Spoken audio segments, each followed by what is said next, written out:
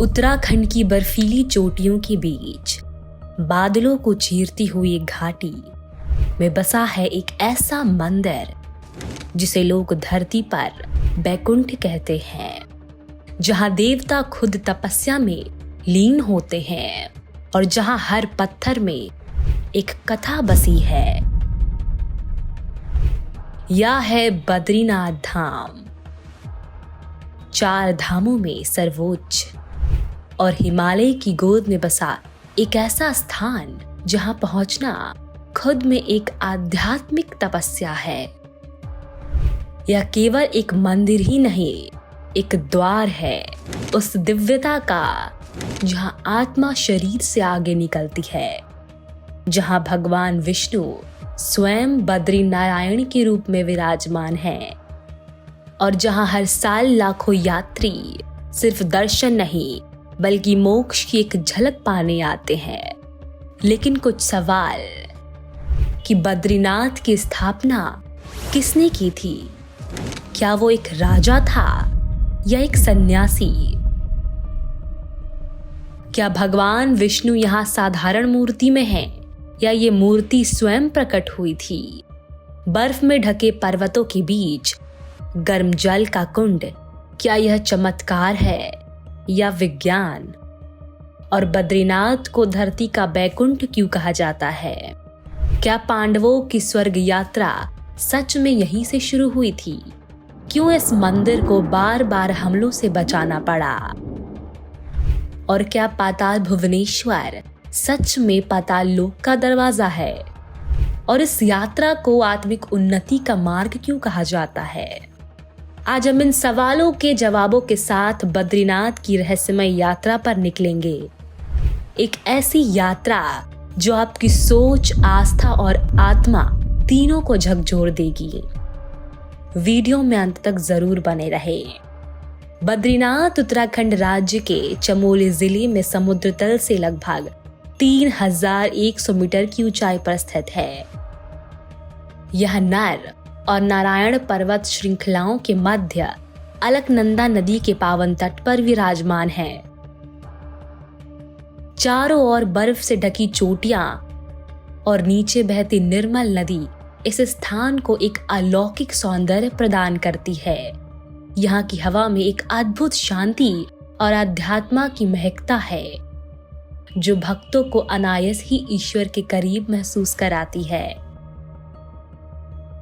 बद्रीनाथ धाम का एक मूल इतिहास बहुत पुराना है, इतना कि यह वेदों तक चला जाता है, परंतु वर्तमान मंदिर की पुनर्स्थापना का श्रेय जाता है आदि शंकराचार्य को।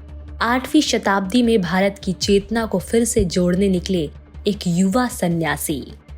वो केरल से उत्तर की ओर निकले और जब हिमालय की गोद में पहुंचे तो उन्होंने देखा कि एक मूर्ति शालिग्राम से बनी अलकनंदा नदी के पास पड़ी है। उन्होंने उसे उठाया, मंदिर का पुनः निर्माण कराया और यहाँ की तपस्थली को फिर से जीवंत किया।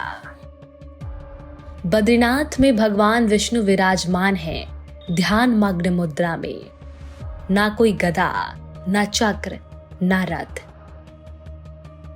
यहाँ वो योगी के रूप में है, जैसे संसार से परे, शांत और गहराई में डूबे हुए। मान्यता है कि जब भगवान विष्णु इस स्थान पर तप कर रहे थे तो लक्ष्मी माँ बद्री वृक्ष का रूप लेकर उन्हें छाया देने लगी। तभी से इन्हें बद्री नारायण कहा जाने लगा। मंदिर के पास ही एक तप्त कुंड जहां से गर्म पानी बहता है, जबकि चारों ओर बर्फ जमी होती है। विज्ञान के अनुसार यह एक जियोथर्मल स्प्रिंग है। धरती के नीचे सल्फर युक्त पानी गर्म होकर बाहर आता है, लेकिन आस्था कहती है यह कुंड भगवान विष्णु की ऊर्जा से गर्म है और इसमें स्नान कर बिना पवित्र हुए कोई मंदिर में प्रवेश नहीं कर सकता। स्वयंभू मंदिर का रहस्य। यहाँ की मूर्ति को इंसान नहीं बना सकता। ये एक शालिग्राम शिला है जो स्वयं अलकनंदा से निकली और पुजारियों ने इसे ध्यान अवस्था में पाया। स्वयंभू का अर्थ है स्वयं प्रकट हुआ। यह केवल मूर्ति नहीं, यह स्वयं श्रीहरि का स्वरूप मानी जाती है। धरती पर बैकुंठ क्यों? बद्रीनाथ को धरती पर बैकुंठ कहा जाता है क्योंकि यह वह स्थान है जहां विष्णु स्वयं निवास करते हैं। पुराणों के अनुसार जब प्रलय होगा तब भी बद्रीनाथ धाम सुरक्षित रहेगा और यहीं से अगले कल्प की शुरुआत होगी। हर साल लाखों लोग यहाँ दर्शन को आते हैं क्योंकि मान्यता है कि एक बार यहाँ के दर्शन से मोक्ष की प्राप्ति संभव है। पांडवों की स्वर्ग यात्रा यहीं से। बद्रीनाथ के पास एक माणा गांव, जिसे भारत का अंतिम गांव भी माना जाता है, यहीं से शुरू होता है स्वर्ग रोहिणी मार्ग, जिस पर पांडव अंतिम यात्रा पर निकले थे। युधिष्ठिर, जो सत्य और धर्म के प्रतीक थे, वही एकमात्र थे जो अपने शरीर समेत स्वर्ग गए और यह मार्ग आज भी पवित्र और रहस्यमय माना जाता है। मंदिर को बार बार क्यों बचाना पड़ा? मध्यकाल में मुस्लिम आक्रमणकारियों ने कई बार उत्तर भारत के मंदिरों पर हमला किए। बद्रीनाथ की मूर्ति को जोशीमठ, गढ़वाल और कभी कभी नंदा देवी क्षेत्र तक ले जाया गया, लेकिन श्रद्धालु और संतों की मेहनत ने हर बार इस मंदिर को फिर से जीवंत कर दिया। अलकनंदा का रहस्य। अलकनंदा नदी एक उद्गम स्थल माना जाता है जो सतोपंथ ग्लेशियर, लेकिन आज भी इसके कई उपस्रोत पौराणिक कथाओं से जुड़े रहस्य हैं। कुछ कहते हैं कि यह गंगा की एक धार है जो विष्णु के कमंडल से निकली। आज भी वैज्ञानिक और तीर्थयात्री इसकी गहराई को समझ नहीं पाए हैं। पाताल भुवनेश्वर, पाताल लोक का द्वार। यह गुफा बद्रीनाथ से कुछ दूर स्थित है, लेकिन इससे जुड़ी मान्यता अद्भुत है। गुफा में नीचे उतरते हुए आप 84 सिद्धों, शेषनाग, गणेश और काल भैरव की मूर्तियां देखते हैं, प्राकृतिक रूप से बनी हुई। मान्यता है कि यह पाताल लोक का मार्ग है और यहाँ आज भी धार्मिक रहस्य बना हुआ है। बद्रीनाथ, एक आत्मिक यात्रा। बद्रीनाथ की यात्रा आसान नहीं, कठिन चढ़ाई, ऊंचाई की हवा, शरीर की थकावट, सब कुछ आत्मा को झकझोरता है।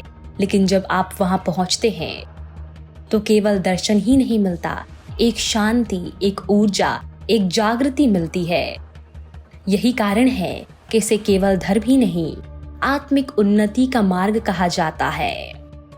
बद्रीनाथ धाम केवल एक मंदिर ही नहीं, एक अनुभव है, एक यात्रा है उस सत्य की ओर जहां से आत्मा को उसकी वास्तविक दिशा मिलती है।